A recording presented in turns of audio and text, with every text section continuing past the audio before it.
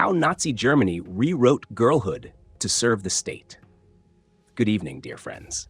In the 1930s, Nazi Germany did not rely on force alone to secure its future. It relied on something quieter, more patient, and far more enduring: the shaping of children. While much attention has been given to the boys trained for marching and battle, another project unfolded in parallel, less visible but equally deliberate. A movement designed not for the battlefield, but for the home, the family, and the next generation. It promised belonging, purpose, and pride, especially to young girls searching for identity in a rapidly changing world. This organization spoke of beauty, health, and community. It offered uniforms, camps, friendships, and freedom from parental authority. But beneath these surface attractions lay a far more consequential mission. Tonight's story is not simply about youth programs or ideology. It is about how a state sought to redefine womanhood itself, and how the quiet molding of belief can shape history long before any conflict begins.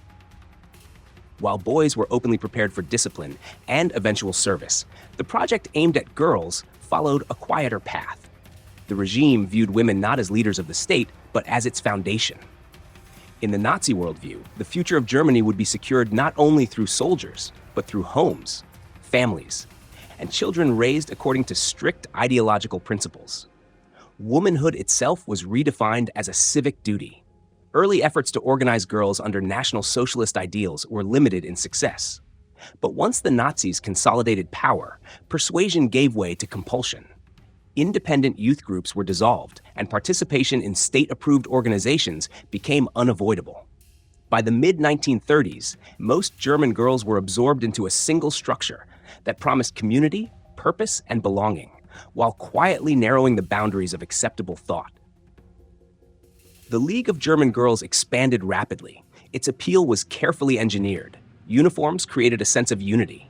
Activities offered opportunities many girls had never experienced before: travel, sports, time away from home, and strong peer bonds. For families of modest means, the League opened doors that had previously been closed. What appeared to be opportunity, however, came with expectations. Physical fitness was emphasized, but not as an expression of individual strength. Health was framed as responsibility. A strong body was portrayed as a contribution to the nation's future, not a personal achievement. Hiking, athletics, and outdoor camps reinforced discipline and endurance while also creating emotional attachment to the group. Alongside physical training came domestic instruction. Girls were taught how to manage households, care for children, and organize daily life according to rigid standards. These lessons were not presented as limitations. They were elevated as honor. Motherhood was described as the highest form of service. The home was portrayed as a crucial site where the nation's destiny would be preserved. Education within the League blended selective history with ideology. Members learned a carefully constructed narrative about Germany's past and future, one that emphasized unity, sacrifice, and destiny. Political ideas were woven into songs, stories, and routines, making ideology feel familiar rather than imposed. Over time, repetition replaced reflection. One of the most significant shifts encouraged by the League was the redirection of loyalty.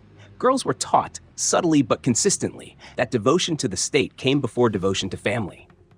Parents were no longer the ultimate authority. The organization positioned itself as a guide, offering clarity and belonging in a world portrayed as fragile and threatened.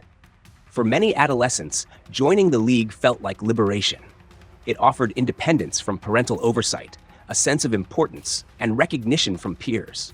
Participation itself could feel like an act of rebellion, not against the state, but against the limits of home.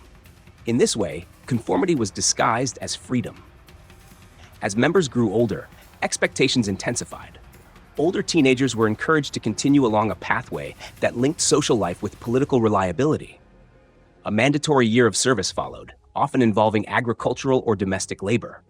Officially, this was framed as character development. In practice, it ensured a compliant workforce and reinforced the idea that personal plans were secondary to state needs. With the outbreak of war, the League's character changed. Leisure activities faded. Service became central. Members were directed into nursing roles, food distribution, and administrative work as men were reassigned elsewhere.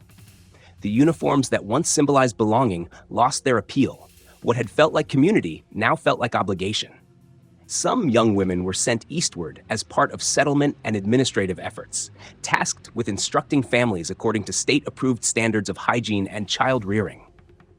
Others worked in hospitals or camps, gradually becoming accustomed to environments shaped by hierarchy and exclusion. Years of instruction had already prepared them to accept these conditions as normal.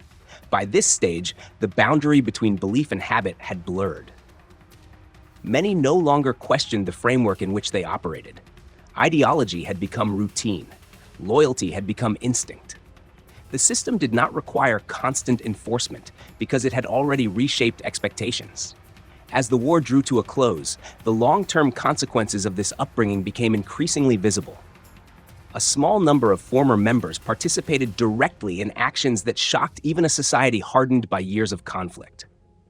These outcomes did not arise suddenly. They were the result of gradual conditioning, introduced during adolescence and reinforced through structure, reward, and repetition. The League of German Girls did not openly prepare its members for cruelty. It prepared them for compliance. And in systems where obedience is elevated above conscience, moral boundaries can erode quietly. When individuals are trained to see duty as virtue and questioning as weakness, responsibility becomes diffuse and accountability fades. What remains most unsettling is how ordinary the pathway appeared.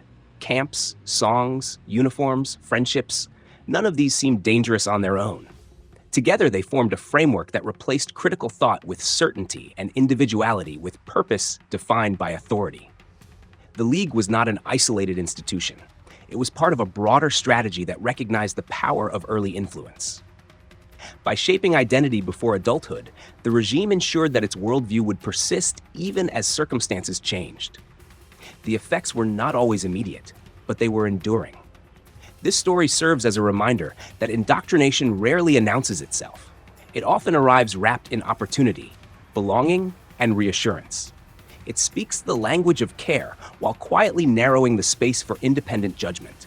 History shows that when identity is defined from above rather than chosen freely, the consequences may take years to surface. But when they do, they shape entire generations. The League of German Girls was not merely a youth organization. It was a long-term strategy, one that recognized that shaping belief early could outlast any leader or regime. Its legacy reminds us that indoctrination does not always arrive through force. Often it arrives through belonging, routine, and reassurance. It speaks the language of care while narrowing the space for conscience. History shows that when identity is defined by authority rather than choice, the consequences surface slowly, and then all at once. The most powerful systems are not those that demand obedience openly, but those that make obedience feel natural. The enduring question is not how such a movement existed, but how easily it blended into everyday life. And more importantly, whether we would recognize the signs if a similar process began again, dressed not in uniforms, but in promises.